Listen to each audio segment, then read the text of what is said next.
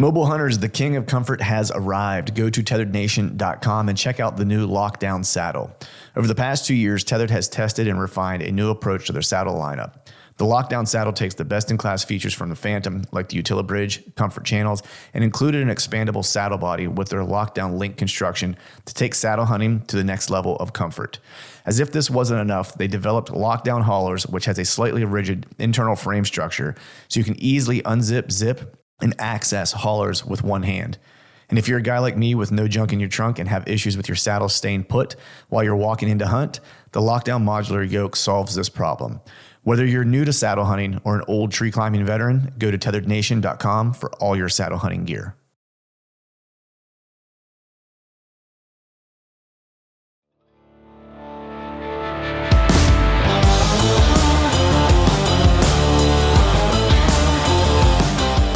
Welcome to the Truth from a Stand Deer Hunting Podcast. I'm your host, Clint Campbell, and you're listening to episode number 347.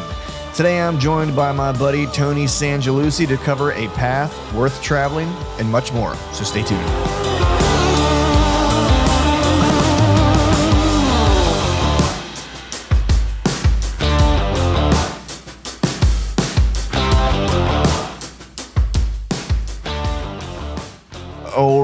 All right. What is up, everyone? Happy Wednesday to you. Hope you are doing well. Hope you are feeling fine on this. It's August now, man. I think it's August. I'm pretty sure it might be the 2nd or something like that. I'm recording this a couple days beforehand, so I'm having a hard time with the dates. But I believe it's August and about a month and a half out from my deer season opener. So I'm getting pretty stoked on that. I mentioned last week, I think in the upfront, how the weather was actually had changed a little bit, and there were some cooler mornings. Yeah, that was wishful thinking because this week kind of swept in with summer and just, kind of smacked me in the face. But I did start to think about, that cool weather made me start thinking and, not that I just started planning, but kind of maybe fine tuning some of the details for some of the upcoming hunts this year. I mean, unfortunately, I don't know if I mentioned this in last week's podcast or not, but I haven't been able to shoot my bow. I was on a pretty good regimen of shooting. I've talked about like the fact that I've had a shoulder injury in the past, a torn labrum. And so I don't shoot nearly as much as I used to, kind of save those arrows or those reps for, this time of year. As we're getting closer, I'll start shooting more and more and more. And then for what, I don't even know what I did to it. At this point, it's been so kind of jacked up that I think I slept on it wrong like a couple weeks ago, and it's just been killing me. So I've gone back to the physical therapy and all that stuff, not back to the physical therapist, but doing the physical therapy exercises that they gave me. To strengthen my shoulder. And it's starting to feel better. And so I'm hoping that I'm maybe 2 weeks out from being able to pick my bow back up again and slinging some arrows. But that notwithstanding, I was starting to think, as some cell camera pictures are rolling in from, the north piece, if you will, and getting me pretty stoked on the caliber and the inventory that's up there. And so I started kind of thinking about the hunts up there, and, I'm planning to spend more time there this year than I have in years past, or in the past 2 seasons. I do have one really good deer that I know of locally, but my intention is to try to spend more time on that north piece this year, and that's kind of why I got the soft topper that I put on the top of my truck, was so I could camp in that. And I did one hunt out of it in the spring for turkey season. And it was good, because my plan is to be able to go up there, like, Friday evenings after work and be able to stay overnight, hunt Saturday, maybe stay overnight, Saturday night, get up, scout Sunday, pull trail cameras, check trail cameras, stuff like that. And it worked like a charm. The only thing was that, it got a little cool in the evening, which is certainly going to happen in October, as you get into October around here. And everything was fine until about the middle of the night. And I think it got down to like I don't know. I want to say like the low that night. I think it got down to like 39 degrees or something like that.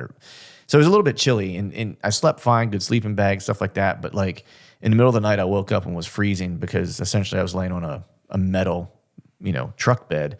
I did have like my, mattress that I use whenever I'm backcountry hunting or whatever that was underneath of it, which is just a blow up mattress, and it doesn't really have much R rating. So it made me start thinking about that type of stuff. And so I ended up picking up just like one of those egg crate, with a little bit of R value. That's like a 2-season R value egg crate, kind of like single, mattress thing, if you will. It's super thin, super packable, to put underneath my little air, blow up mattress that I use, to try to keep me up off the truck bed. So I was starting to kind of think about those types of things and getting me excited for, the upcoming hunts this year. And as the the velvet pictures continue to kind of roll in, it gets me more and more fired up. I haven't checked the only things I've really checked are just been, cell cameras. I won't really do a camera check until late August, most likely. I like to check, right after like the 20th, 22nd of August, somewhere in and around there is usually about the time frame that I pull cameras, which is a nice kind of, about 3 weeks out from when my season around here locally at least will kick off. And I'm hoping to get to the North Piece around the same time, because then it's about a month and a half out until that season kind of kicks off. But a couple things before we jump into today's episode. Housekeeping pieces. I mentioned the Sitka giveaway last week. Going to mention it one more time. We'll run this for one more week, giving away man, I just totally lost the words. And the words came back. I'm giving away a Stratus kit. You've heard me mention it before. It's my favorite piece of kit that I have as far as all the Sitka stuff that I have goes. I'm able to wear that, from basically October through late season and don't really have to change anything other than the layers that I'm wearing. And so I'll kind of go back and forth, always wearing the Stratus pants, and then I'll kind of go back and forth between a Stratus vest and a Stratus jacket. And so you'll have the choice of you get the pants and you have a choice of if you want a jacket or if you want a vest. And then with either one of those, I basically just layer up underneath of that, and then I'm pretty much good for the season. So the way you enter to try to win the Stratus kit is you have to go to iTunes and leave a rating. Hopefully it's 5 stars, and leave a comment when you leave your rating, and just make sure you place your Instagram handle in that comment so I'm able to find you. That gets you entered into one entry. To get 2 additional entries, follow me on Instagram. If you already do, congratulations. That'll be your second entrance. And if you're not following or subscribed to the YouTube channel, subscribe to that, and that'll get you a third entrant into trying to win the Stratus kit. So first thing you have to do, iTunes rating and comment with your IG handle, and then follow me on IG, and then subscribe to the YouTube channel. Those will get you 2 additional entrants. Also, if you live in and around the local area and you're trying to get your bow dialed in and kind of getting set up for hunting season, make sure you're headed out. If you're going to go to a shop around here, and this is kind of in that Doyle's Towny, Chalfont, northeastern PA kind of area, make sure you're heading over to Bob and AJ's. My buddies over there, they'll take care of you. They do killer work. It's where I always take my bow. It's where I've been taking it for several years now. AJ's a good dude. He will make sure you're taken care of if you have any kind of questions around getting your bow tuned, getting new strings and cables and things like that put on. He is the guy to go see. And then last but not least, if you're trying to get some additional gear, a couple of the final kind of pieces, whether it's arrows or cameras or whatever the case is, if you use the promo code TFTS, when you buy anything from Exodus, cameras, arrows, whatever the case is, use the promo code TFTS, and that will get you a 15% discount on whatever you are purchasing from there. So when you get to checkout, TFTS promo code, and you will get a 15% savings. So with that, we're going to go ahead and jump into today's show. Today, I got my buddy Tony Sangialosi on. So Tony is a new friend of mine. I was introduced to him by my buddy Cameron over at Exodus Outdoor Gear. Tony actually entered into hunting kind of late in life, and the way he kind of got into it was kind of interesting. It was a very kind of unique path as to how he kind of got into bow hunting, how he kind of got into archery, and we talk about all of that. And then beyond that, birds of a feather, right? So, obsessed with hunting and all things archery. He then started a business around that where he builds custom bowstrings and custom arrows. And we talk a little bit about that. And they're actually getting ready to go through a rebrand, so I won't kind of give away that, but just be on the lookout whenever you visit 330 Archery. They're going to go through a little bit of an update here, I think on around the 4th of August or so. So be on the lookout for that. And then we also talk, the reason why we really kind of hit it off, and one of the reasons why Cameron introduced us is because, one, we're both kind of, fanatical about bow hunting, but secondarily, Tony's been doing martial arts for, a large part of his life. And it started off more from a striking perspective, and then, he went into Jiu Jitsu. And we talk a lot about hunting and a lot about the parallels that we've seen, not just in, a lot about the parallels that we see in hunting and jiu-jitsu, and how the things that you learn from hunting, if you're kind of aware, can apply to jiu-jitsu or can apply to life. And the same thing with jiu-jitsu. If you're practicing, there's a lot of things you can take away from that will help your hunting. And there's a lot of things that you can take from that help you in your day-to-day life. And so just, a really cool kind of conversation around things that he and I have kind of found separately, but we have very similar kind of viewpoints, and they've impacted our lives in very kind of similar ways. So with that, we're going to go ahead and jump into today's show. And as always, thank you all for listening. Folks, welcome back to another episode of the Truth from the Stand Deer Hunting Podcast. And today I got on a new friend, a new buddy. We made, it was by the way of our buddies over at Exodus, but I'm talking to Mr. Tony Sangialosi. I think I even got your name right, man. You did. It is an honor for me to be here today. The honor's all mine, man. I appreciate you coming on. So how have you been, buddy? How's Ohio? It is nearing deer season, so it is hot. It is we don't have very much rain. When we do, there's a lot of it, but we're just getting closer and closer to the end of September. So how about you? Yeah, it's been a heater here for a little while. We actually got a nice little break this past I guess it was the end of the weekend. It got kind of nice where I got out in the morning, had my cup of coffee, and it was just like, it wasn't like fall cool, but there was like a definite change in like the temperature for the morning. And I was like, oh man, this feels like early. Like my season opens mid-September. Like I'm in a special reg unit. Nice. Yeah. So for me, it's like, ooh, this almost feels like hunting season's around the corner. Like it's not oppressively hot at 7 o'clock in the morning, so. If we could have another repeat of last year. I remember 2 years ago, ours in Ohio, it always opens up last Saturday of September. And 2 years ago, it was 80s, 90s. Mm-hmm. I mean, it was like the first years that I can remember that I actually had to bring a thermocell or something. But then last year, man, we got a cold front early. It was 40s, 50s. October was super cold. We got snow. We had cold fronts galore. It was fantastic. So I'm really hoping that we get another repeat. And I do hope we get some rain for these farmers. I know it's tough out there for them right now. I mean, we get rain every couple weeks now. It's kind of crazy. Yeah. I feel like we got pounded with rain, and then all of a sudden the faucet just like clicked off. And and it's just like, and it's not like you get a little bit. Like we had rain last week. I think it was last week, and it was just like a deluge. And we actually had flash floods where it actually killed some folks around here and stuff like that. Whoa. Like it was kind of wild. So if we could get it in like moderation, it would be cool. But I do remember last year, there were 3 cold fronts in October last year, and I missed every single one of them. Like, so, oh no, why? Yeah. I forget. The first one was, I think I had something going on like that weekend. And like, my wife knows the weekends and like during hunting season are kind of off limits, but like some of like the earlier season ones, like I'll give up because we got to go do something or whatever. It's like, if it's the first one, I'm not a guy who has to get out for like the open or like October 1st or whatever. Like if I have somewhere that I think I need to be because I have an opportunity, then sure. But if I can put in a little bit more of that, family time to get me some good graces, in a couple more weeks, then, for sure I'll do that. So I think that was one of them.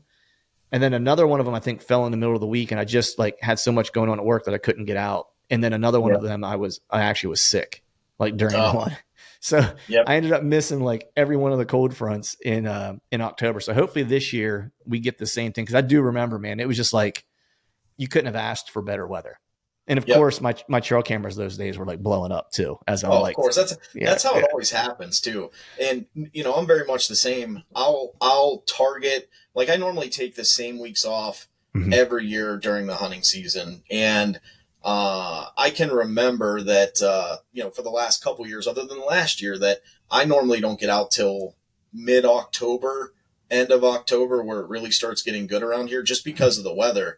And last year it was like, man, it was cold front after cold front after cold front, and they were moving too. So, but the same struggles as you, right? We have to work, unfortunately. Yeah. So when you get out, you get out.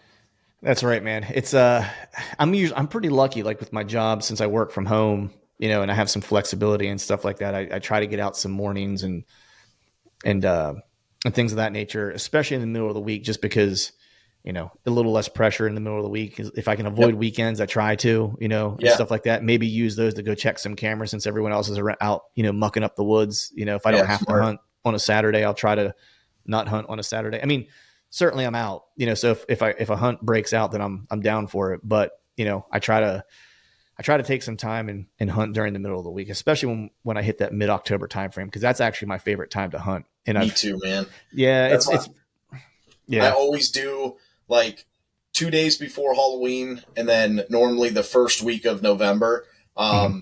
Things will kick off around here all the way through, but I really, really love when the deer are reactive. They're starting to hit Hmm. scrapes. That normally Halloween time, I probably enjoy that better than mid November. Yeah. Let's say. So I've always that's always been the best time for me for sure. Yeah. Mine is, I actually really like and have grown to like, and I've talked about this a ton, so I won't beat a dead horse, but like 15th to the 20th of October is probably Yeah, like one of my favorite time frames. yeah, I've just found like I've being in a high pressure state like PA, it's like I can usually get away from people that time frame because everyone's thinking it's the lull and they're really kind of gearing up for the following week, right? yeah, That week leading into Halloween, everyone wants to kind of, focus on. And so that week preceding that, it usually like dies down a little bit because one, everyone thinks it's a lull. Two, they've probably taken time either for the end of October or the beginning of November. And I've just found that the woods typically is a lot more quiet. And I've actually patterned a couple scrapes where I know I have like activity in a couple different areas around that time frame with perfect. some early fawn drops and stuff like that. And so, Yeah, it's like there's a couple little gems. Last year I had one really good deer I chased in that area, and I had an encounter with him on the 18th. Past 2 years, this year there looks to be one really good deer so far that I've found like in that general area. We'll see if he sticks around or not, but there's at least one decent prospect. But nice. yeah, how about you? You got some prospects for the year? I do. So there's a deer last year. So I went down this rabbit hole of these. I don't want to get into this whole thing, but I went in this rabbit hole of these heavy arrows. And last year, this was the first time I've watched a deer since July and had an opportunity in November on that same deer. Mm-hmm. Normally Mm-hmm. they seem to move, or at least they shift, and they're shifting away from my cameras. So I Mm-hmm. don't really. I mean, I'm just gonna. This one stuck around in the whole vicinity. So I had him at 18 yards and ranged him. Everything was good. When I got up in my saddle, when I set up, I said to myself, "There's this limb, and all I have to do at full draw is just lower 6 inches."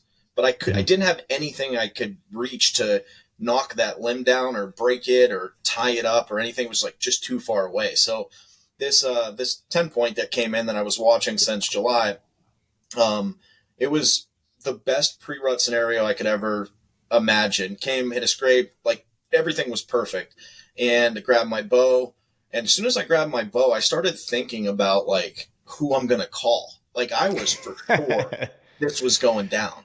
All right. Drew back on him, and I thought about everything but that branch.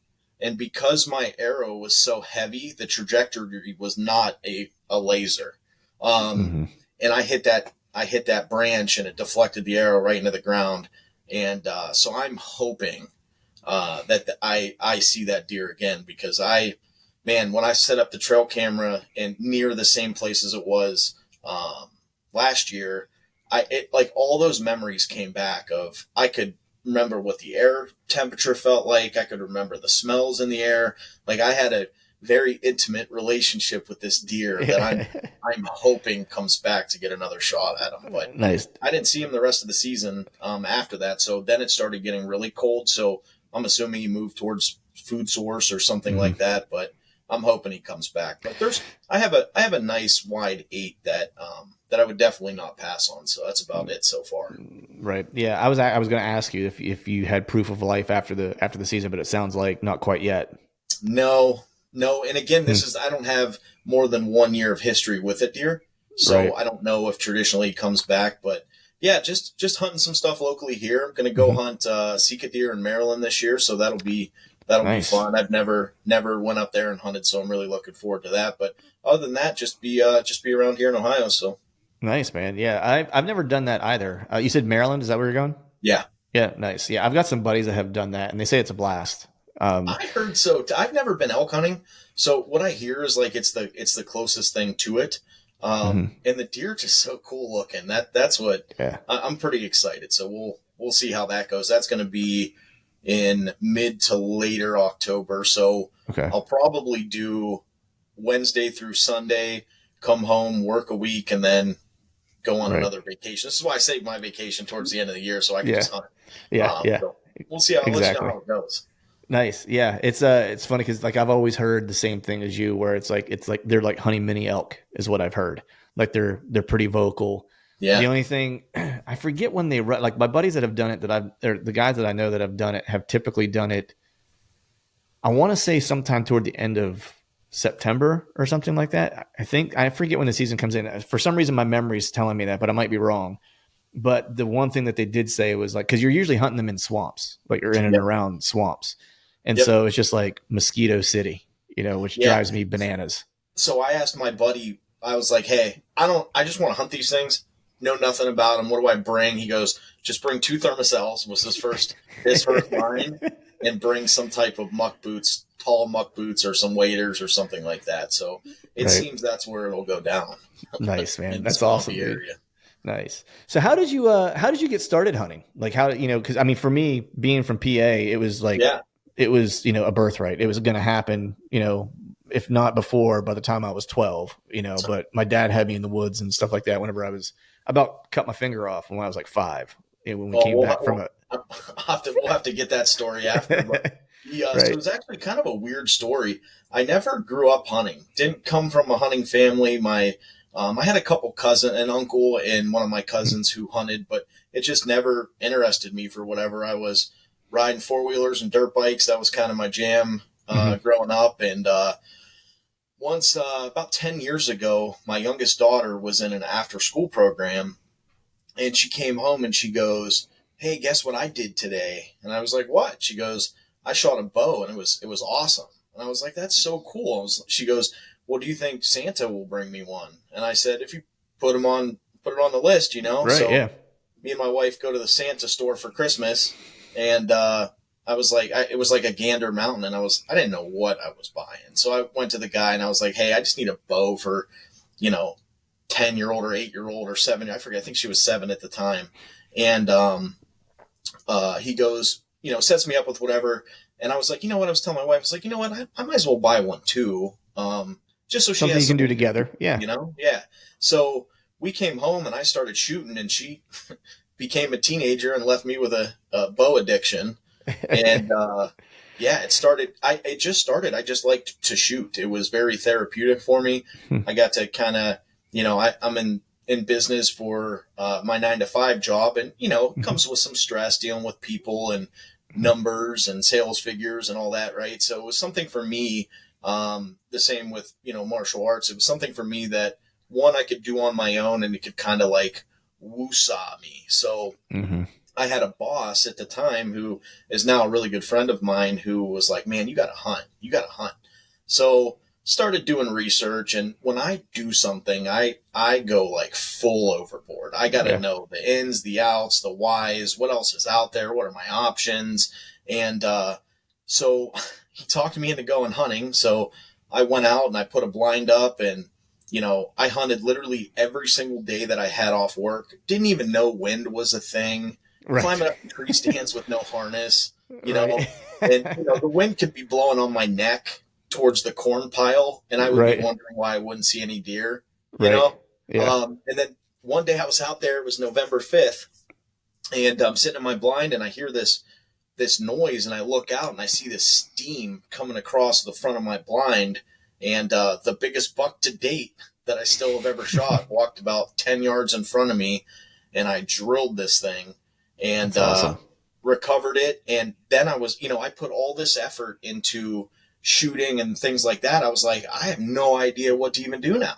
So I pulled up this Steve Ranella video on how to field dress a deer. That's and awesome. I was cutting stuff, pausing it, cutting a little bit more, pausing it. I had no idea what to do. But I'll tell you, I always thought about, am I going to be able to like cut into a living, or not living, but am I going to be able to cut into an animal? And at that moment, something just kicked in, and I was like, man, this is inside me. And I just became absolutely hooked. So then it went into, tree stands, and then saddles, and, the whole nine. So now I'm the guy out of the group. If somebody has a gear question or a saddle question or a bow question. So yeah, it all started with just my daughter coming home from an after school program, and that was it. So that's awesome, man. And And I love that you said that it was, how therapeutic you found it, because that for me, because, I hunted growing up, all my life. That was just kind of, like I said, I grew up in rural PA. It was going to happen, regardless, whether or not I was going to continue to hunt into adulthood or whatever, like, remains to be seen. But I was going to hunt as long as I was living, growing up with my dad. Yeah. But I didn't find bow hunting until I was probably, 30, because my dad, and I've told this story before, but my dad wasn't a big bow hunter. He hunted with a recurve, and he'd go out in like October if we got a rainy day and he could sneak, or if he got a really windy day and he could sneak, because he always liked to try to sneak up on them while they were bedded and shoot them. That's what he liked to do with his bow. Otherwise, he wasn't really much into bow hunting. Mm-hmm. And so I didn't get a lot of exposure to bow hunting, whenever I was younger. And it wasn't until I was 30, I was actually turkey hunting, and it was a fall turkey hunt, and down at my father-in-law's farm.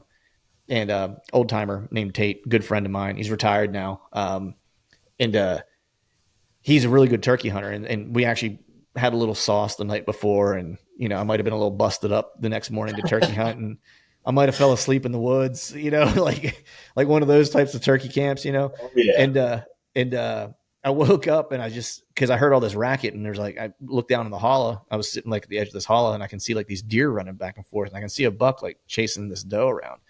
And I had no clue of because we were gun hunters growing up. So I didn't really know much about the rut, if anything, Sure. And so I come back to camp after the hunt, and I'm talking to Tate, and I'm like, man, I was like I saw some deer running around just acting just natural. I've never seen deer just, during gun season in Pennsylvania, they're running. That's, you see them there. The only time you see them, they're running, it's and I never had seen deer actually just do deer stuff, And it blew my mind. And he just looked at me. He's like, Clint, he's like, you just observed the pre-rut, and I was like, what? I was like, what is that? And so he started explaining it to me.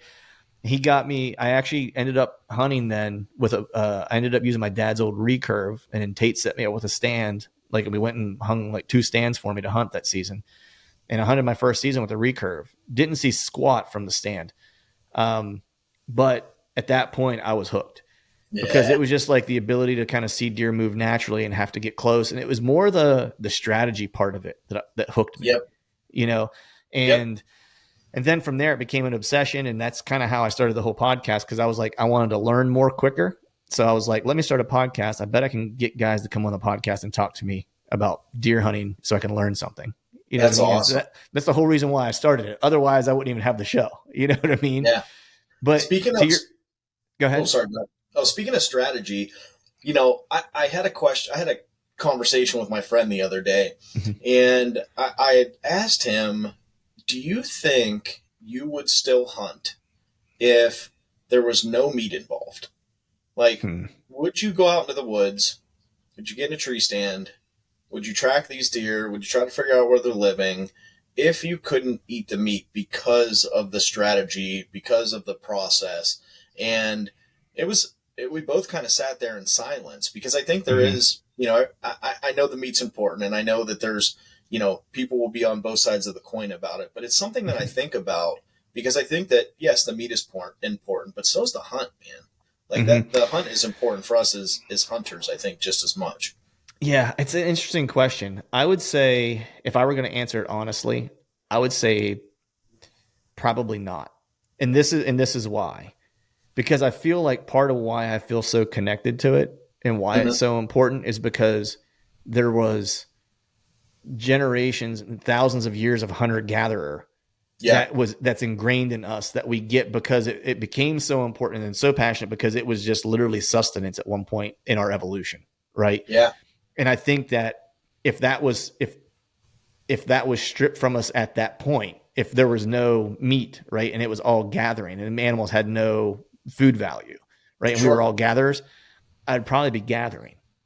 I'd probably be like, oh man, look at this cool mushroom. And there's people that are into that. I'm just not, that's just not my bag, No, I'm with you. So I'd probably be doing that, I would think, to kind of reconnect myself or reground myself in things that are primitive. I think the more interesting question is this, is that, so you take the meat away and people could say, yeah, I'd still hunt. Take the big antlers away, and would people still hunt? Yeah, I would. I think that's probably my largest Oh problem. yeah, I like killing deer. I mean, killing deer is I fun. don't have a wall full of bucks is because I can't not shoot a doe. That's like one of my biggest problems. It's I enjoy shooting does just as much as, shooting a buck. We eat with everyone in my household eats deer meat. So between the kids, teenagers now, I don't even understand how they consume the amount of food that they do. But I had to buy a second freezer for outside for all the deer meat.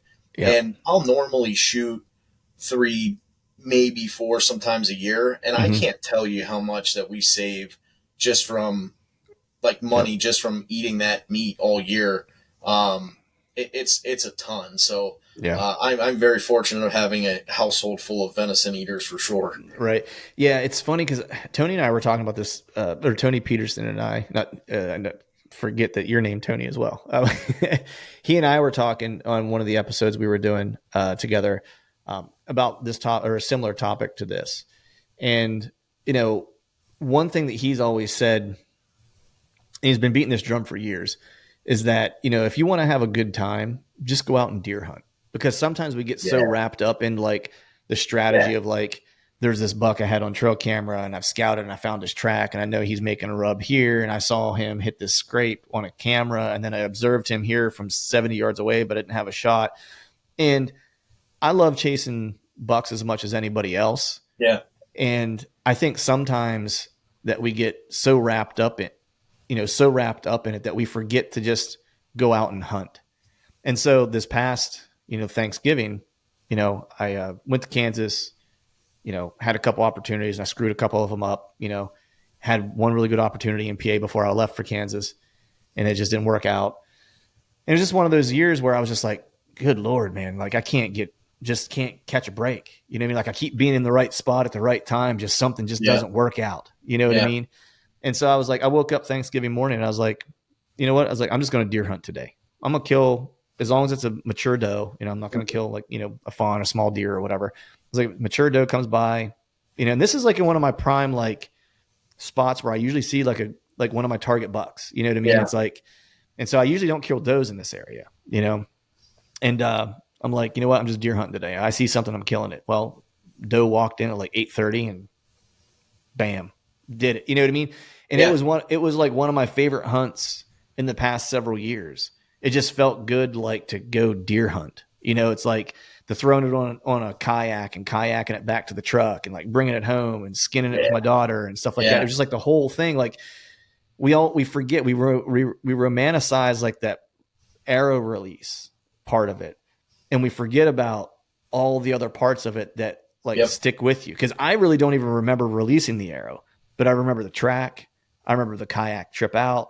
Yep. I remember the guy that was just happened to be in the area, like where my truck was parked, who helped me throw the deer in the back of the truck because I couldn't get it in the truck by myself. You know what I mean? Yeah. Like I didn't have any way to winch it up into the truck. And then I remember my daughter helping me skin it, and then she and I were grinding it together. So I remember all of that, but I couldn't tell you the moment that I released the arrow. It's funny you say that because I think that that's why I enjoy taking out new hunters so much, because of that exact reason right there. There's no pressure on we're going to shoot this buck, or man, I just took off this week from work. I hope I get it done this week. Now I only have 3 days left before I have to go back to work. Now I'm down to 2 days, now whatever. When you take out a new hunter, it's like, I'm trying to remind you to be quiet and stuff, but we're just there for the experience, Yeah. And then, like you said, if it does happen to be a doe that walks out, it's like, man, seeing that excitement from that whoever you took. My youngest is she's going to be a junior this year, and she hunted for a few years with me, never got a deer, and then became a teenager, and that's when your parents aren't cool anymore. Right there, yeah. But the oldest had no. She's a freshman in college. And she had she never wanted to hunt. And now, this year she asked me, hey, can I come hunting with you this year? And I'm like, yeah. Right. I've been waiting literally your whole life to say this. Right. So, you get sighted all over again. And the last thing I'm thinking about is any buck that I have on camera. Now it's just to go have fun and hunt again. So I think you're spot on with that. Yeah. Yeah. My daughter she would go out with me, turkey hunting and squirrel hunting when she was just, a youngster, like, I don't even know how old, 5, 6, 7. Yeah. All that probably kind of came to an end when she turned probably like 10, 11, like roughly. Same. She's 14 now, she'll be 15 soon. And my hope is exactly what you said, which is that like she's always been around it. She doesn't have a problem with it. She helps me skin them, when I kill something, she helps me out, helps me grind all the burger, and helps me butcher. That's awesome. And so my hope is as she gets a little older, she'll start to see like the value in being out in the woods and nature, and just spending time with me. Yeah. I mean, I can think about my own parents as when I was a teenager, it was like, drop me off up the street. I don't even want to be seen with my parents. And now that I'm, 39, all I want to do is spend time with my parents, So it's like that circle of life changes. And I know that'll happen for you. It's frustrating in the moment though, because you're like, I want this kid back who wanted to hang out with me all the time. And now, we're not cool anymore. Exactly. And she does jujitsu with me too. And she started taking the adult classes, and she, she does it. She likes it, but she would rather go do something else. If we're being honest, we made our kids go when they were younger, and then gave them the option after that if they wanted to. But I really think, and I'm sure we'll transition to this, but I really feel like it's got to be a life requirement for kids.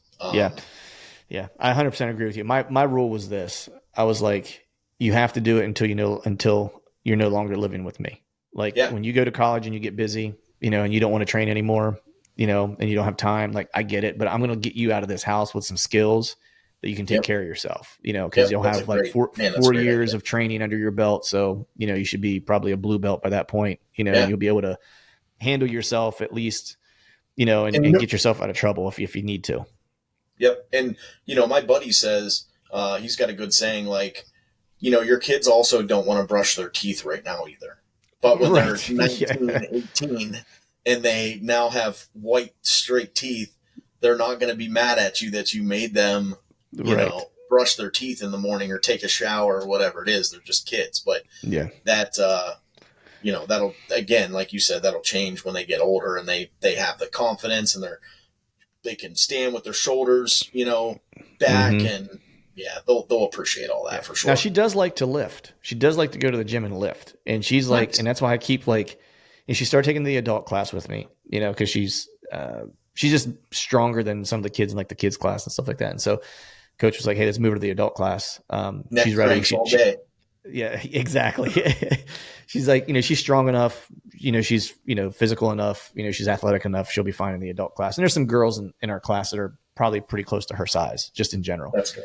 And they're happy that she trains there too. Oh yeah. Yeah. And all the girls are super cool. It's like, they're really good people. And so, but she's like, I'm like, man, if she just knew, like her body type is like perfect for it. And she is just like, freakishly strong. She's always been freakishly strong all of her life. Like since she was a baby, like she was able to like, she would do like an iron cross at the swing set, just grab the chain and like levitate up onto the swing. You know what I mean? Like when she was like 3 and 4, she was like, she could pick her too. Yeah. She used to do gymnastics and she's super flexible. Yeah. I wish there wouldn't have been a chance in heck you could have got me to do gymnastics when I was younger, but for jiu-jitsu, I wish that would have been something I would have done. Because anybody I ever roll with that does any type of gymnastics, it's like, man, why are you not tapping? Like, why does your body move like that? Like, mine would just break. Yeah. So she's willing to go into the gym to lift right now, which is cool, but I keep going, I'm like, man, I keep dropping hints to her, like how her strength, will be an asset, would be an incredible asset, especially for a female in jiu-jitsu, because she's already like, I think she leg pressed like 360 pounds the other day, which is just stupid. Yeah, she's 14, and she's leg pressing 360 pounds. Yeah, I'm like, and I rolled with her on Friday, and we were rolling. She did something pretty good, and so she got in a position where she could take my back. So she took my back, and she just wrapped her legs around and started squeezing and got a rear naked choke and just like stretched me out. And I was like, dang, dude. I was like, she gets a little bit older. I was like, I'm going to be in like, this isn't going to be like dad, let her get it. I was like, cause she's pretty strong, Free chiropractic. Yeah. Yeah. adjustment there. Exactly. But so man, knowing that you didn't grow up like in a hunting family, you got into it late. Your daughter brings this bow home, right? You're like, oh, cool, I'll do this, so we have something to do, together, and it's a therapeutic kind of thing, which I totally get because I always say it's like 20 hours of therapy at a time. Yeah. Um, you know, and you jump into things like you said, like you're all in on stuff, and so like, how do you go from that like to where it's like, oh, I'm getting into archery, like new into archery, right? To like you now have 330, which is gonna coming up on a rebrand, but now you're like building strings, building arrows. Like, how do you go from like it was never part of your past, and then all of a sudden it's like you now have a full-fledged business around archery? Yeah, great question. So, it started off with just building arrows. I started watching some videos, started buying some equipment, and then I had to figure out, well, what does this spine do versus this spine? What does this fletch do versus this fletch? What does this weight do versus this weight? And I slowly became the guy of like, hey, just take your arrows to Tony and he'll build them for you. Well, past that, I never had a bow press or anything. So anything I ever had to do on my bow, I had to take to a bow shop. And the bow shop that I went to, like any business, it's only as good as the people inside of it. And every time I came home, I would have to go back.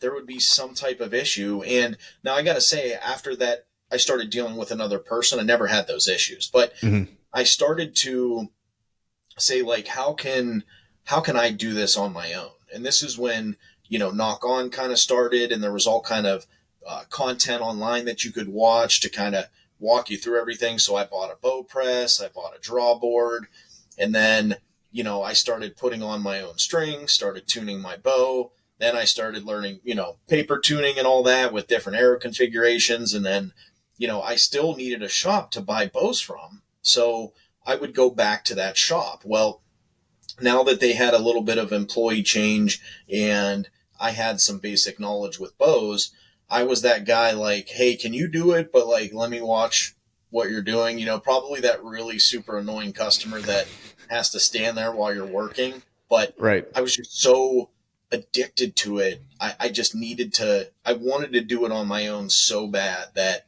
I had to be that annoying guy. So then I became really good friends with one of the bow techs there. So I worked on the stuff at home, but I would have somebody who could come over and help me, somebody who I could call and ask a question to. So then fast forward to the beginning of last year, I was building arrows.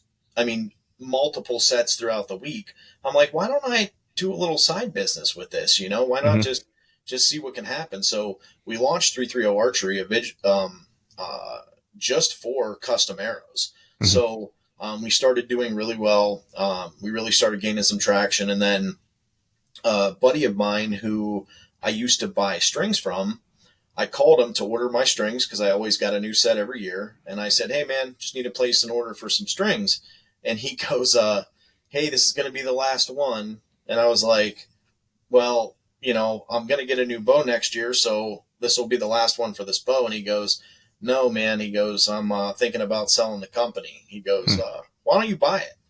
And I was like, huh? I was like, I know, I don't know what I'm doing as far as that. He goes, why don't you just come up and visit me for a day and, come check it out and see what you think. So, man, he knew the right words to say. So I go up there and spent the day with him and, started watching him and learning and, all this. So I go home and sit down and talk to my wife. And I was like, hey, I got to run something by you here. I was like, I went to go buy strings and the guy offered to sell me the company. What do you think? And so we start talking through it. And she goes, we've always wanted to invest in something, have some type of side business or do something on our own one day. And we just never found the thing. So she goes, how much is it? And I told her, and she goes, we don't have to take a loan out for it. She goes, let's just do it. And I was like, huh? And I was expecting her to say no. And then that was going to be the end of it. Well, now I'm like, oh, well, I got to make this work now. Like, It's like she put some Right. major pressure on me by saying yes to this. So, man, I rented a U-Haul truck and a trailer. We drove up there and picked up the equipment and just started hammering them out. So for the Nice. last, year or so, we've grown. We had to stop building arrows. We got so busy, and Wow. we there was no local string builders here. So that's where like the real opportunity was. I felt there was a lot of dealers. This area is huge bow hunting community. Hmm. And we didn't really spend any money on marketing or anything. Our friends at Exodus helped me out, started spreading the word, and before you know it, we're getting orders all over the country now. And it kind of turned into a really beautiful thing through nothing but a yes from my wife and some hard work. So that's where we are now. That's awesome, man. Yeah, it's funny how things work out because I'm actually just listening to this book. It's like a finance book, and one of the things that he talks about is that people who find success, are not risk averse, right? And Yep. schools teach you how to be a good employee. They don't necessarily teach you about financial literacy or how to identify opportunity or how to understand risk and mitigate it, to create opportunity and success, off of Yeah. things that might seem risky. But if you do the right things, you take the right steps, you can mitigate that risk, you know? And it's interesting hearing you talk about that now, because I was literally just listening to it on my drive back from the gym this afternoon, and so the That's fact that you awesome. were like, this is a risk, like, I don't know, this is kind of crazy. And she's like, yeah, we should do it. It's like, boom. That's how family businesses and family success starts is, Yeah. is, is that exactly, which is And I awesome. think the benefit, I had, so in my 9 to 5 job, which I still do, I oversee 12, I'm a multi-unit manager, we'll Hmm. call it, or a district manager. So with 100 employees and 12 locations, managing P&L statements, doing marketing, HR Hmm. stuff, I have so much experience that I've learned in the 11 years that I've been doing what I'm doing that it all translates to this. So Yeah. I've had the marketing experience on my own. I can do, our expense log. Hmm. I if I wouldn't have, if I wouldn't have worked where I work now, I would probably be in big trouble. Right. But that 9 to 5 really helped out, especially like, cause I can build the strings, but there's so much more to a Yeah. business that I had no idea about. Tax Yeah. stuff, just dealing with people in general, aren't Hmm. always the easiest. Yeah. But that really kind of set me up for success. And I'm glad I have the job I have, because I don't think we would have been near the company that we are now because of it. Right. Yeah, that was the other, it's man, you're hitting like all the notes, dude. Cause like that was the other thing he was talking about, as I was listening to it today, which is that, a lot of people look at their job as an opportunity to go just earn a living, earn a paycheck or whatever it is. Yep. Where you should really look at your job as the opportunity to acquire the skills you need to do something on your own or to Yeah. mind your own. He calls it minding his Yeah. own business. And so I it's think I like, read that. I'm sorry, I mean interrupt. I think I read that. There yeah, was a guy who I listened to it might have been a month or two ago, where he said you should switch careers every 3 years. yeah. So you go into a job, you learn the skills, you learn this. Now I'm all about, I want vacation time. I want Oh to yeah. max that stuff out. I want Yep. benefits, but to grow quickly and to grow your income quickly, work with a company, work through the ranks for 3 years. Now you have X, Y, Z on your resume, right? Hmm. Now you go to the next one. Now you have, whatever, and you continue to grow until you get to a point where it's suitable for you, right? Yeah. Well, Salary expectations, everything. yeah. And it's not just, career. It's like, if you think about it, like to circle back onto hunting, it's like, it's really all about experiences, right? Yeah. Like, cause what we're Yep. talking about, like when you talk about growing your skill set, changing job, cause I did that a lot in my career. It was like, I moved pretty quickly because, I wanted to advance and I knew in order to do that, I would have to like make some jumps. And it was also skill acquisitions. Like I get what I needed from a place. And it's like, when I felt like things were kind of getting stale, then it would be Mhm. like, all right, well, where's the next place where I can like, advance whatever the skill set is that I want to Yeah. advance. And, Absolutely. and so I'd make that move. But it's the same thing in deer hunting, like where it's like, you hunt a place for a handful of years, you get comfortable there, you start to like understand how it moves and how it operates, and you start to get a little bit stale. Like, so, well, then it's time to like move on to something else. And that's why for me, I love the travel hunt, because I go somewhere different every year, try to, or I go this, I'll be back to Kansas 3 times, the past 3 years. But It's awesome. it's something completely outside of my comfort zone of like where I live and what I grew up hunting and what I'm most familiar with.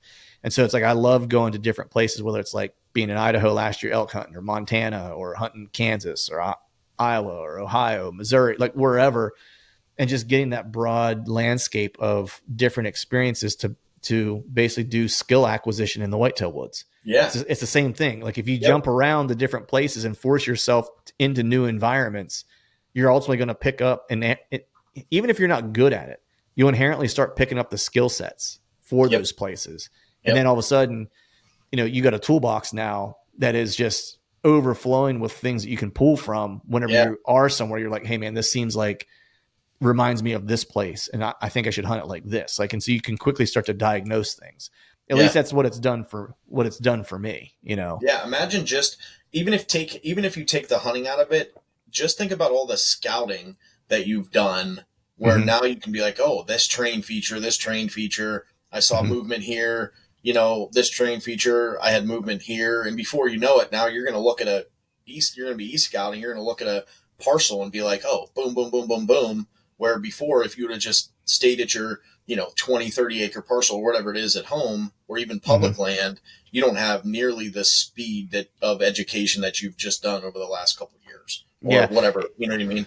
Yeah, it's cut out a ton of scouting time, like the e-scouting part of it. Like I've gotten pretty, just from years of like doing it and going to places and seeing something on a map and then showing up and it being different. Like Chad and I always joked about, like, especially when we were out in Kansas, the first time we went, the first year we went to Kansas, it was like we looked at stuff on a map and we got there like, dude, this looks nothing like what I thought it was going to look like on the map. You know what I mean? Like, just, you couldn't be more wrong, And so we now kind of go into it, with that kind of built in, where it's like, all right, we think this, but we know that it's probably not going to be exactly like we're anticipating. So what's like plan B and C if it doesn't look like we think it's going to look, And so you start to be able to quickly build like contingency plans and stuff like that too, which it's the same thing in business. It's like, you always have a rainy day fund, right? It's like, you got to have that contingency, But speaking of Chad, man, I know it was funny. I was perusing your Instagram, and I know you guys did a turkey hunt this year. And so I was listening to the one thing, and you guys are walking out, and you're like, that was a far shot. And he's like, yeah, it was like 35 yards or something like that. And dude, I laughed out loud to myself, because I was like, there's two things, like when you're hunting with Chad, when you're with Chad, there's the, 2 rules of hunting with Chad is like, 1, you don't let him score the deer on the hoof. Cause he'll dude, when he shot that 170 in Kansas, he calls me. And he's like, I can tell, like, I thought something was wrong, because he was like losing his mind. You know what I mean? Like, because I was like, dude, everything cool? Everything cool? He's like, yeah. He's like, I just shot a freaking giant. He's like flipping out. And then like 3 minutes later, we're still talking. He's like, I don't know how big he is, man. He's like 130 inches. Like, it's like, and I'm like, dude, you just went from a giant to 130 inches. Like, what are we talking about here? He's like, I don't know, man. It's like, and so when I got there, I was like, how big is he? And he's like, I don't know, dude. He's like, he's not bigger than 150. He's like, I don't think he's even 150. And I was like, well, that's from 130 to 150 that quick. Well, he was like, I don't think he's even that big, And I was like, okay. I was like, well, let's go find him or whatever. And dude is like Magellan. Like, you can drop him off anywhere in the woods, and he will always know like how to get back to the truck, how to get somewhere. I'm terrible at that. It's like I have to constantly be looking at like a compass, a map, or something like that to keep me oriented. He can just be like, oh, the sun's over there, like west is that way, the truck's north, so the truck's over that way, three ridges. And I'm like, I've got no clue. And so we're trying to find this deer, and he's like, we have to cross, I was by this little stream, and I was like, all right. So we're at the stream, and all of a sudden we're like close to the stream. He's like, we're on the wrong side of the stream. He's like, did we just cross the stream? And I'm like, Chad, we never crossed the stream. He's like, we're on the wrong side. And I'm like, dude, this is the side we came in on. Like, and he's like losing. He's like, I don't know where I'm at. And so like, we finally found some blood, and like, I navigated us out. Like, we weren't that far. The funny thing was it was like, we weren't that deep. Like, it wasn't like, I mean, it was a terrible drag, but it wasn't like we were like 5 miles, like off into like nowhere. You know what I mean? It's like, it was like, we were like probably like a mile and a half, like away from like where the truck was or whatever. You know what I mean? It's like, and he was so turned around. My dude did not have he had no clue where he was at. He's like, I don't know what's going on, man. He's like, you have to get us out of here. He's like, cause I have no clue which direction I'm going. So we got out of there. So that's rule number one with Chad. You don't let him score deer on the hoof, because we get there, we walk up on it. He couldn't even see it. Like, I'm shining a light on him. I was like, dude, he's right there. He's like, where? I can't see him. I'm like, he's laying in the water right there. You know, finally he sees him. And I'm like, as soon as I saw him, I was like, Chad, I was like, that's a Boone and Crockett deer. He's like, are you serious? And I'm like, yeah, dude. I was like, that's a 170-inch deer. I was like, I guarantee it all day, 170 inches, you know? Dude was trying to tell me it was a 130-inch deer like an hour ago. Then he was trying to tell me, he was like, well, he's definitely not 150. He might be over 130. We get there, and I didn't even pull the other side of the rack out of the water. I just walked up and looked at the mass, and I was like, dude, that's a 170-inch deer. I was like, and of course he measured him. I think it was like 173 and some change or something like that is like what he ended up scoring. Yeah. So rule number one is don't let Chad score deer on the hoof. It's always going to be 20 to 30 points shorter than it should be. Second rule of hunting with Chad is don't let him gauge distance. No. Oh my God, dude, it's awful. Like maybe like he's looking at a tree or something like that. He's like, I'm like, how far is that? He's like, oh, he was probably like 70 yards away. I pull out a range finder. I'm like, Chad, that was 30 yards. Could have shot that deer. Like, admit it at least. Oh, he does. He does. He admits that he can't gauge distance for squat. Like it's the worst. It's like anytime he tells me a distance, he'll be like, yeah, deer was like 50 yards. I'm like, and he was at like 25. Like it's always half of whatever he says it is. Yeah, I have two as well for Chad. Yeah. One is anytime he says that the hill's not that steep. Oh yeah, that's a lie. Yeah, he's a full-on liar. We turkey hunted this year. We got out of the truck and he goes, yeah, we're just going to go up that hill right there to start. And I literally shined my flashlight over and I was like, Chad, there's no hill here. And he goes, yeah, that one right there. And I looked and I'm like, Chad, how are we going to get up that? And he's like a spider monkey. He's right up it. And I'm like, yeah, I'm at the top of the hill. I need to take a break. And number two is he will doubt you. He thought for sure that I missed this turkey. I said, Chad, I know I shot this turkey. He goes, never seen a turkey shot like that fly. And I said, Chad, I know I shot this thing. And I did in my favor, but he's the best. Yeah, he is the best, dude. So I'll have to tell him we're talking smack so he listens to this. But the other part was like, you know, it was getting that deer out of there was, you know, he's like, it's not that bad of a drag. And it wasn't, you wouldn't think that it was, right? But like it was through a bunch of CRP and stuff like that. Like, oh yeah, a little resistance, that drag damn near killed him. Like he had to go get some water. Like I thought my dude was gonna eat one on that drag out. Though, man. He's a grinder. He'll get through it. Oh yeah, he did, and we made it happen. But of course, as soon as we start dragging the deer, it starts raining. Like when does it rain in Kansas? You know what I mean? Like never, except when Chad shoots a deer and we got to drag it out. You know what I mean? It's like at least you got a chance to cool down a little bit. You don't have to worry about losing any of the blood.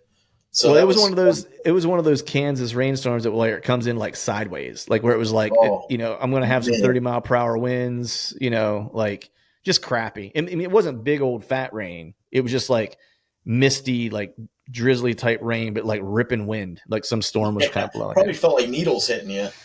Yeah, it wasn't pleasant. It wasn't good. But next time you see him, man, when you talk to him, you'll have to ask him about the drag out of that Kansas deer. Deal. He'll laugh.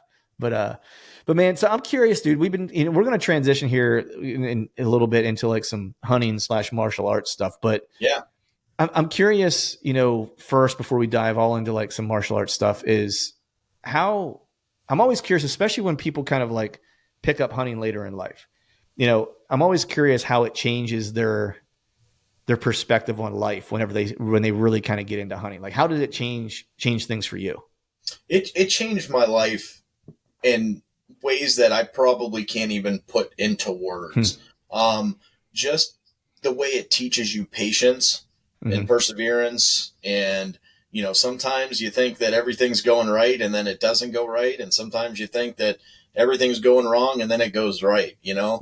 But I don't think there's anything that in my life that I've ever been through that, that is comparable to hunts, both Hmm. on the good side and on the bad side, because there's been hunts I've been on that, man, it's just like you get done and you work so hard and it doesn't happen and you're just like so down on yourself, but Hmm. then, there are times where, that one deer shows up and just changes everything, Hmm. so I think it really teaches you, like I said, that just things are going to happen. And especially in hunting, like none of it's in your control, Yeah. right? They're wild deer. There's not much you can control when it comes to deer. So I think that if I wouldn't have hunted as long as hunting such a short period, maybe 10 years, Hmm. I'm still learning a ton. And I think it even helps me grow as a person to stay thirsty to learn Hmm. instead of, something that I'm super good at and, isn't as hard for me, but hunting is still hard. And I think that's why I enjoy it so much. Yeah.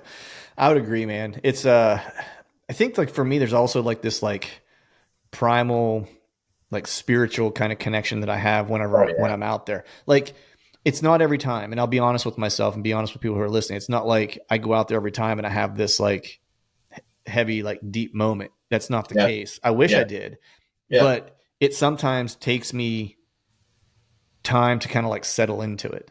And I really find like whenever I'm on hard hunts, and I'm able to be away for like a little while, that's whenever I really start having it, where I start to get in tune with things, where I start to kind of like my circadian rhythm starts to kick in, where it's like I'm going to bed when it gets dark and I'm getting up when like, the light comes up, and things of that nature. And it's funny because like there was this thing that happened, as a bow hunter, and I kind of recognized the desire for me to like want to like have these primitive experiences.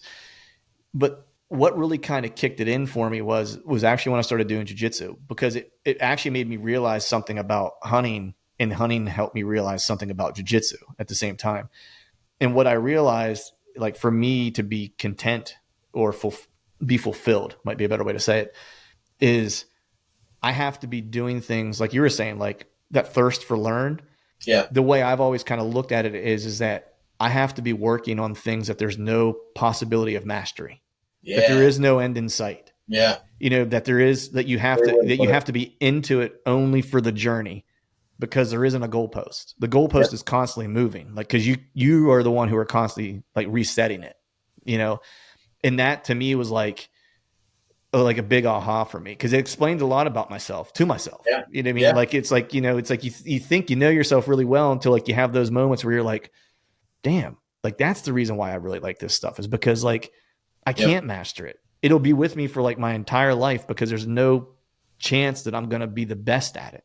Sure. Like even if I was like currently the best at any one of them, I'm never gonna be the best for forever. You know what I mean? Yeah. Like, Yep. it's like Gordon Ryan, for example. He's the best, he's the GOAT, right? He's gonna eventually get beat.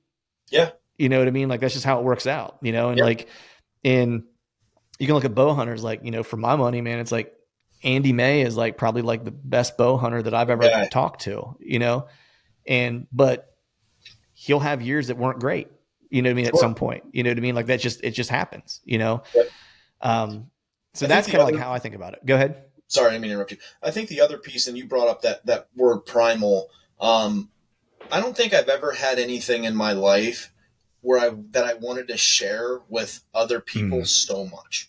Mm-hmm. And not necessarily like I'll take anybody who wants to go hunting, but when you have that emotional moment and you come up on that deer, and like the first thing I want to do is just share the experience with somebody. Yep. And then when you get to field dress it, and you get to you have that camaraderie and you're talking, and then you get to cook a meal for somebody with it. Like I've never felt so much like, here, let me show you what I got you.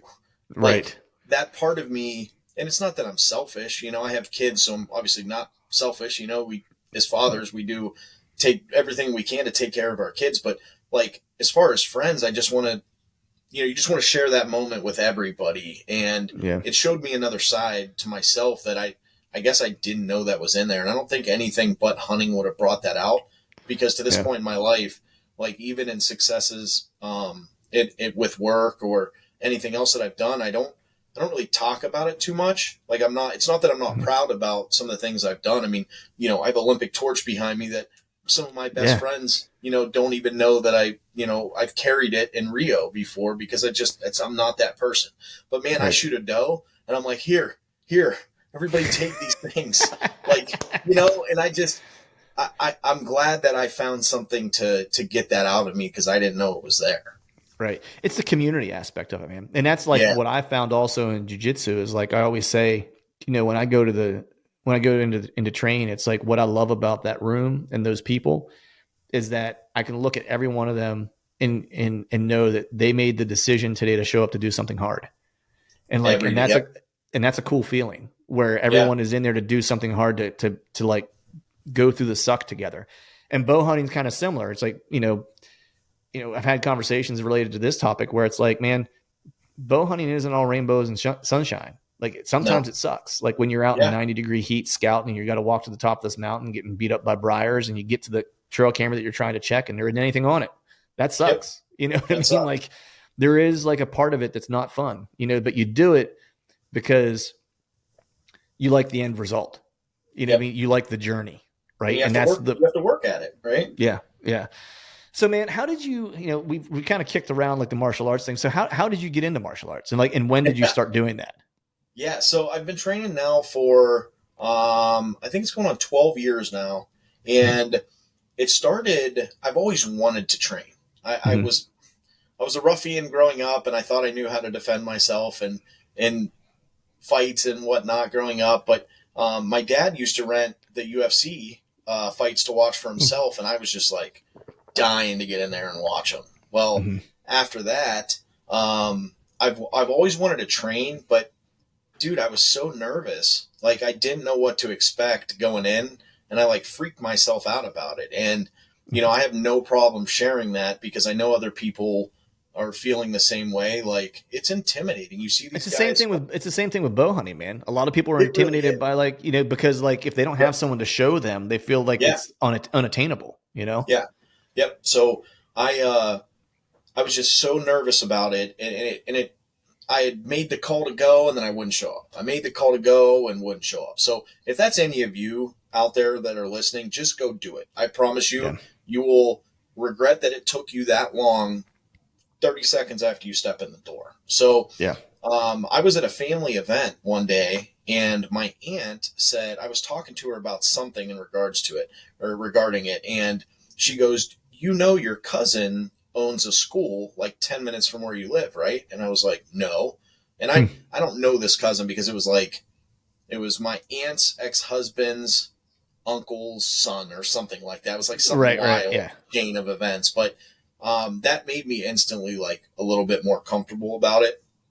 So I just messaged him and I was like, hey, I really want to come in and train and blah, blah, blah, blah. And so I went there, talked to my wife and I was like, hey, I want to go do this. And so I signed up for a free trial, and I went, and they have a Muay Thai and Jiu Jitsu school. So I started both. I started training Jiu Jitsu and Muay Thai, and I really favored the Muay Thai end of it. And Jiu Jitsu was like hard for me without having a wrestling background. Like that was super hard. For some reason, the kickboxing, Muay Thai, the more of the stand-up came supernatural to me. So I really enjoyed that. So I probably trained there for 2-3 years, and he was a affiliate under Duke Rufus at Rufus Sport. So I earned my way to black belt in the striking system. And then I started getting this itch for jiu-jitsu again. So started training jiu-jitsu again, and then I got my blue belt, I think a couple years after that. And then I had a friend who decided to open up a gym that was like 35 minutes away from me. And he said, hey, I'd really like for you to come in and run the striking program. And training all the time, I never wanted to compete. I always wanted to coach. I always, like in my job now, my 9-to-5 job, I lead a very large team, and I love growing people, getting the best out of people, motivating people. That was where I kind of saw myself.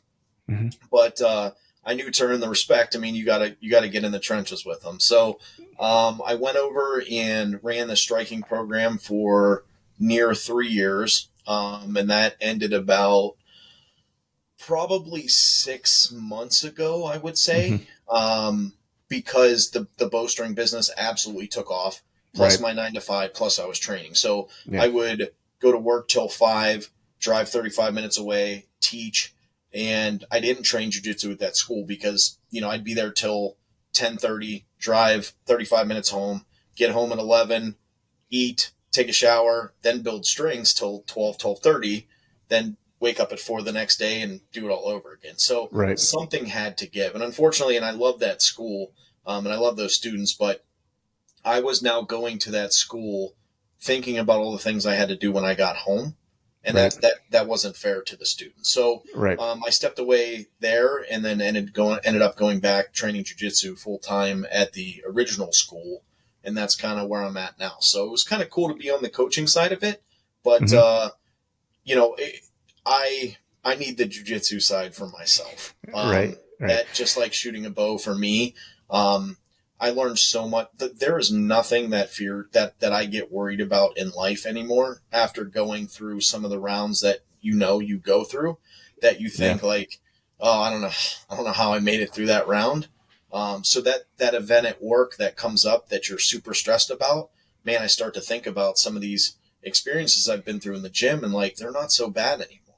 The Yeah. stress at life, whether it be financially or with kids, you know, martial arts just really gives you that confidence and those memories to like push through that I would have never had before. So if I didn't have that, I love bow hunting, I love shooting my bow, but that physical thing that's in our body, sometimes Hmm. as men or women that we get to kind of exploit at the gym, like it's so needed. Yeah. Because I think that's where sometimes people turn to, hey, if you want to go have a drink or whatever, that's fine, right? But Right. I think sometimes when there's no outlet for that stress, that's sometimes where drugs or alcohol or some other type of addiction comes in.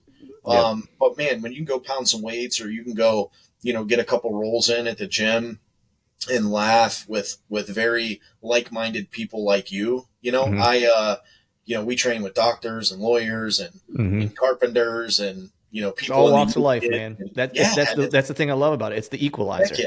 You know And what I mean? It's like yep, there is no have or have not whenever no, when you get on the mat. It's weird because like even in hunting, like you can have the have not to a degree. There's still that argument like you'll hear yeah, like public land versus like managed land or people who own yeah, private land yep, or what camo do you wear? What bow are you shooting? Like all this stuff that doesn't matter, right? yeah, But it's still like it still kind of grades out as like some level of like perceived socio right, and economic right, status. Because I know plenty of people who could afford the nicest things and just yeah, don't want them or need them. You know what I mean? sure, sure, And but when you get on the mat and you go to and you're doing jujitsu, like that stuff's gone, dude. Like yeah, that does not matter. It's not going to help you a lick and it's not going to hurt you a lick. You know what I no, mean? It's like and no, it's the great equalizer. You yep, know? I get tapped out by people in show your roll geese or the used geese in the pile, Yeah, dude. doesn't Exactly. matter. It's Yeah, I mean, I think what you said about like how it breeds confidence, Yeah, and it breeds confidence to me, like in anything that you do, like whether it's the life stuff you were talking about, or even yeah, just you know when you're when you're in a hunt and you're thinking about like, man, should I climb over that next ridge or should I, yeah, I'm in my tree, I'm in my saddle, and I'm like, man, I need to move 60 yards. Like I'm yep, out of the game, I need to move 60 yards. It's like you debate whether or not you should do it. Jiu-jitsu kind of takes the debate out because like amen, it's a liver, it's not as dire as live or die, but like it's as close of as you course, can get to where it's like choked out, submitted, or whatever. Or am I going to make this attempt of this escape, or am I yeah, going to defend this for like 5 more seconds because he's gonna blow his forearms out and not be able to finish the choke, or yep, whatever the case is, right? Like you're willing to hang on for that extra little bit of time, right? Do the little bit of extra. And that's oftentimes the difference in a hunt is doing that little bit of extra is the difference between filling your tag and not filling your yep, tag, you know? yep. The And most Yep, the and most you can frustrating tell, thing to me during a roll is when, and I've had this, and I would never say from who, but where you have a choke or something going on, and then they know they can't get out, so they let you just get it, Mm-hmm. And I'm just like, and in my head, I'm like, don't you take this away from me. Like I've worked for this. Do not play dead now. Right. Like let me finish this dang thing. Right. It's the same thing, right? Like that's taking that extra ridge of like, you're going to push through there and we're going to find a way to finish it, you know? Yeah. Yeah, exactly. It's and the other thing is too that, you know, and there's a lot of parallels I feel like between hunting and jiu-jitsu, and it became apparent to me whenever I started training, you know, is that like, you know, part of it is too, is that you have this community. If you have the right people around you, it's kind of like your hunting buddies, right? It's like, you got to choose your hunting buddies wisely. You know what I mean? Because they're going to be, you know, not exactly, but in many ways you'll only ever be kind of as good as them. You know what I mean? Like you're good as the company you keep, kind of thing.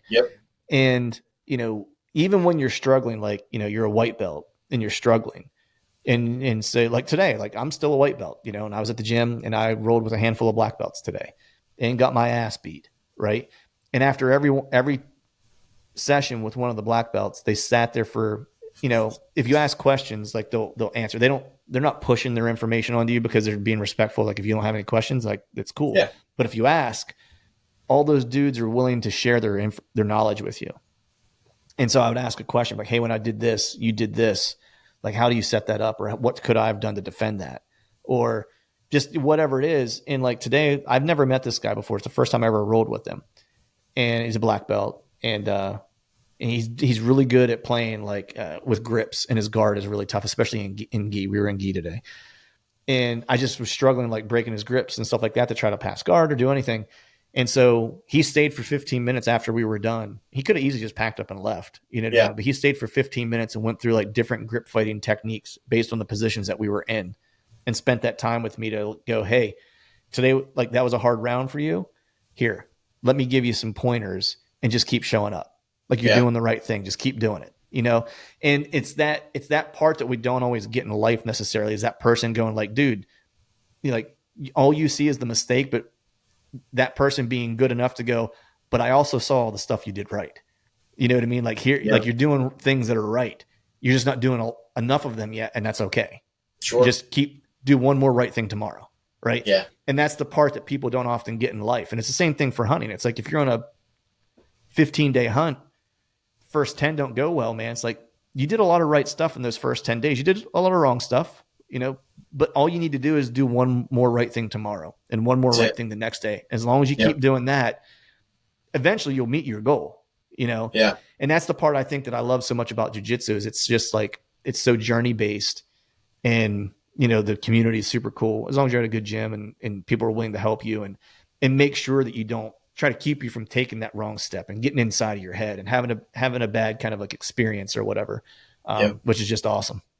And I think the important part too is like, you know, anybody who trains, when you get that new person who comes in, you know, talk to them, you know.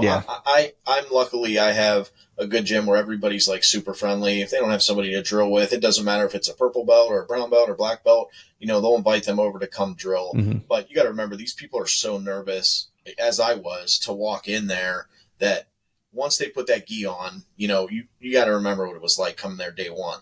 On my first day, I got tapped out it was probably 50 times by this 15-year-old kid. His name was Isaiah.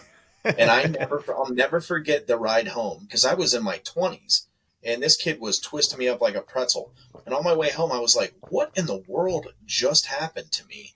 I thought I could defend myself in any type of altercation.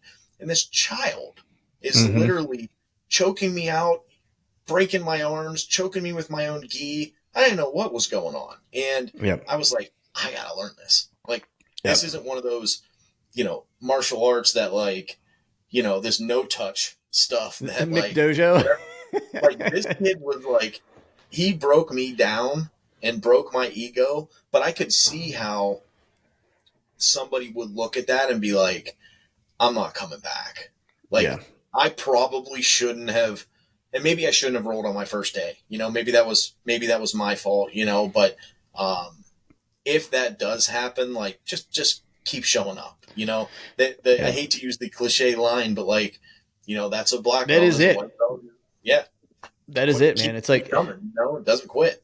Yeah, I did a podcast with my coach, and we were just kind of talking about, like, different belts and like, I forget exactly how we did. We kind of talked through like what each belt kind of means and like where you're kind of at in your journey and not like what you need to do to get this belt. Because like our gym isn't necessarily all like, I don't know that anybody there that I've ever met is belt hungry. You know what I mean? Like that's not what people are showing up for.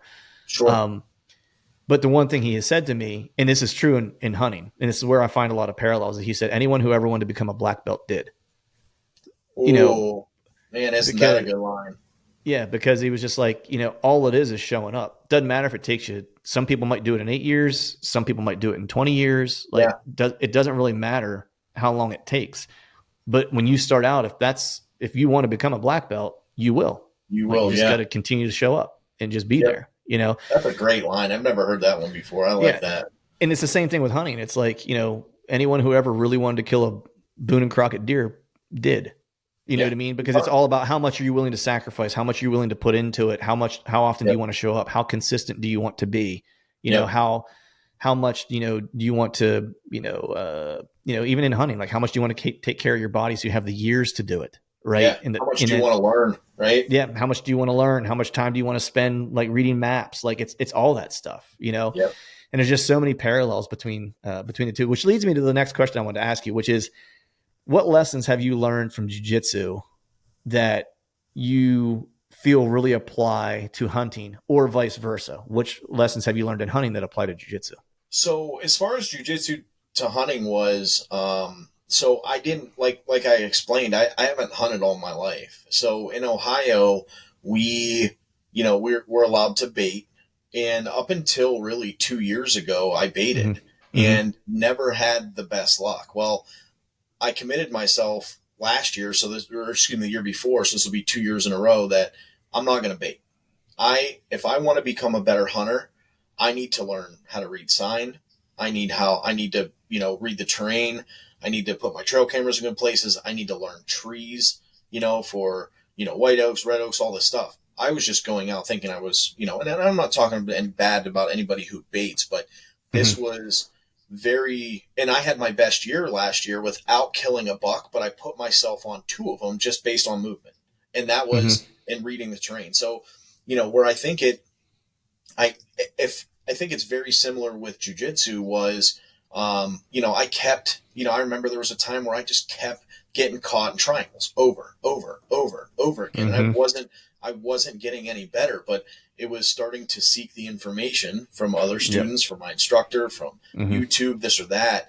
And I would remember like, okay, I'm consistently getting caught from triangles in the guard. They would grab a hold of one of my wrist and be ready to push it in, and they shoot their hips up. So, okay, I need to keep tighter, in, or not put, my hand on the ground for them to grab my wrist at all, or whatever it was. Right. So it was identifying where my struggle is, but then taking it back a couple steps to what behavior of mine is causing this, right? Because it's nobody else's fault. It's not the deer's fault why I'm not shooting it. It's not the training partner's fault why I keep getting caught in triangles. It's my actions that are causing this. It's the extreme ownership, within me that I need to take on why this stuff is happening. So, but without jiu-jitsu, I'd still be laying corn on the ground, Right. And again, I don't think there's nothing wrong with that. Yeah, if it's legal, it's like, whatever floats people's boats. But like to get the optimum experience, which is what you're kind of after, you know what I mean? And it's if I want to travel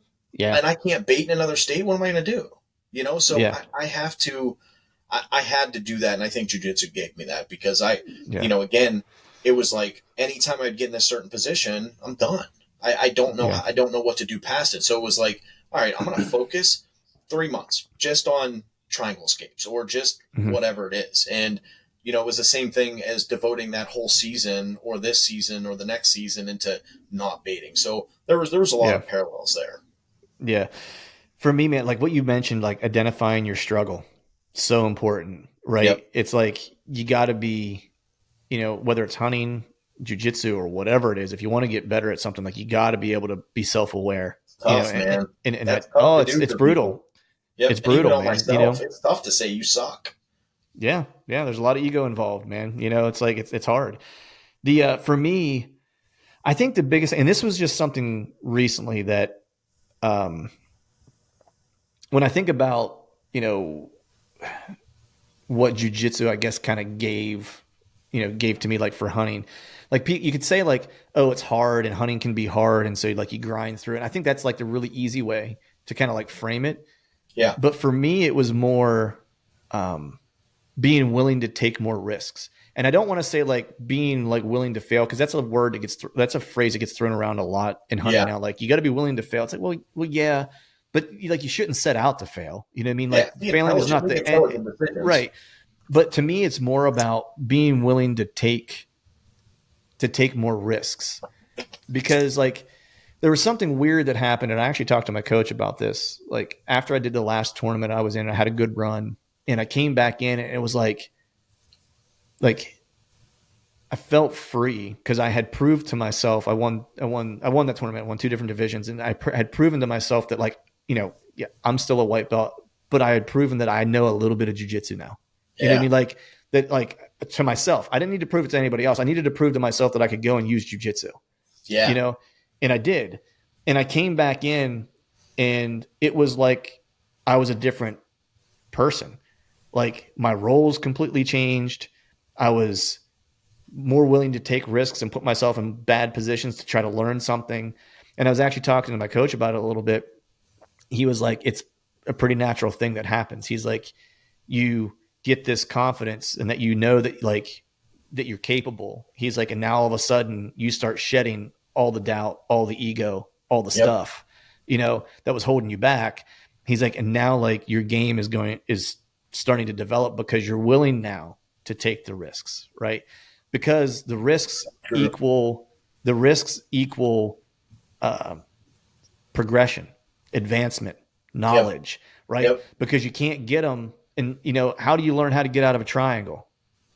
Get stuck in triangles. You know what I mean? It's like, you can't read a book and learn how to do it. You know what I mean? It's like, how do you learn how to get out of someone taking your back? You know what I mean? Like you have your back taken. How do you learn how to get out of mount? Like you start in mount and figure it out by getting submitted and getting killed in those positions until you figure out a way. And then you seek the knowledge along the way, but you'll never seek that unless you put yourself in those spots. Yeah. So that's the one thing like the jiu-jitsu has given me for hunting is that like, I'm way more willing now to take risks on hunts where it's like, I would before be like, man, the wind is not 100% the way I want it. I'm going to sit out that spot. I'm going to go over this spot where now I'm like, you know what? It's not 100% what I want, but I need to be in there. Cause I think that's where I need to be, and so I'm not making bad choices. You know what I mean? I'm making risky choices, but trying to mitigate the risk. You know what I mean? So in mitigating in jiu-jitsu, I'm using all the defending I know to try to keep from the bad spot, but I'm going to take a risk because I'm going to try this submission. You and I were talking before we got on, before we started recording. Going with my buddy, at the gym. He's a purple belt. He beats me. I've never beat him, and he had me in north-south. Yeah. He had me in north-south and I tried I tried a technique to get out of north-south that it was either going to like work. And it's something I've been playing around with and working on, or I'm going to get darsed. You know what I mean? It's either going to work and I'm going to take his back, or he's going to end up darsing me, if it doesn't work. And I hit it pretty well. He just defended it really well. And he darsed me, and we talked about it afterwards. And he was like, he's like, you did everything right. I was more right, in that particular instance. He's like, there wasn't anything that if I were you, like, there wasn't anything I would have done differently necessarily, and so the only way I'm going to learn how to do that is by trying that and get darsed. You know what I mean? It's like an over and over and over again until I finally figure out what I'm messing up. You know what I mean? And that's just an example of how that actually happens in real life, And I think for me, the hunting part that influences like jiu-jitsu is playing the long game, because like I'm very much into like long-term data with trail cameras and stuff like that, and playing the long game, like try to do it year over year if I can follow and watch a specific deer, but also knowing that like getting into hunting, and bow hunting specifically, like I've, tried to be as healthy as I can and stuff like that, because, I go to a chiropractor, I go to a massage therapist, I'm 45. So it's like, I need some of these things, but also when I went into my chiropractor, he was like, what's your goal? And I was like, my goal is to continue to hunt and do the hunts I like to do the way I like to do them for as long as I possibly can. Right. And so So for me, hunting has taught me about playing the long game, for fulfillment, not selling things short for just like today, but like, what is it that I want to be able to do 10 years from now? And how do I do that? Which is training as well, right? 100%. Very similar. And so it plays into training because it helps me with perspective whenever I have those tough days. And I'm just like, dude, I can't do anything right. I'm terrible at this. Like, why do I even show up? Because you have those days, you have those days hunting too. You'll say that to yourself, all right? Yeah. And you have those days hunting too. You know what I mean? But, the reality is it's the long game. You know what I mean? It's like today was bad. Doesn't mean tomorrow's going to be bad. I just need to show back up and take what I learned today, apply it, try not to make the same mistake, and keep moving.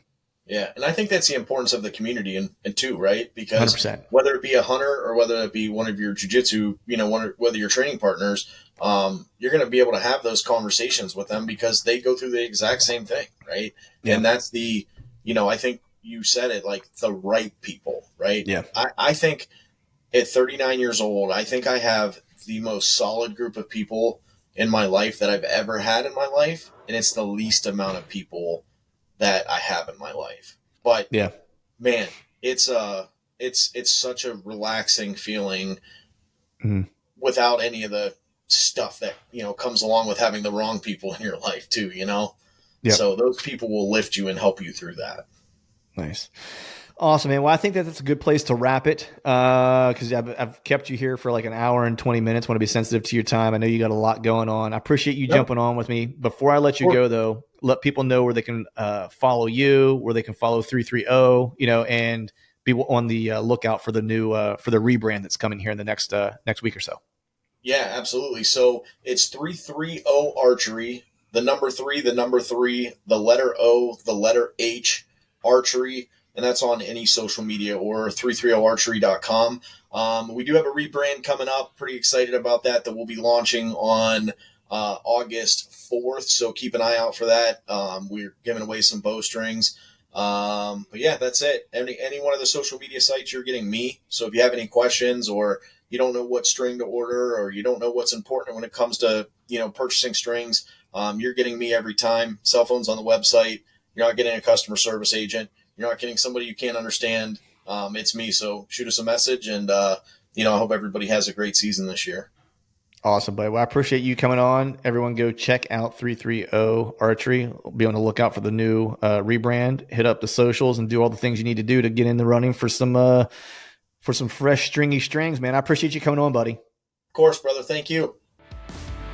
All right, folks, that is a wrap for today's show. I'd like to thank all of you for listening, and if you haven't yet, please head over to iTunes and leave us a 5-star rating, and be sure to subscribe to the podcast. And while you're at it, head over to YouTube and give us a sub there as well. I'd be super appreciative if you do those couple things for me.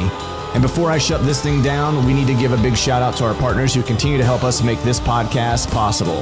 Tethered, Exodus Outdoor Gear, and Genesee Beer. And until next time, we'll see y'all.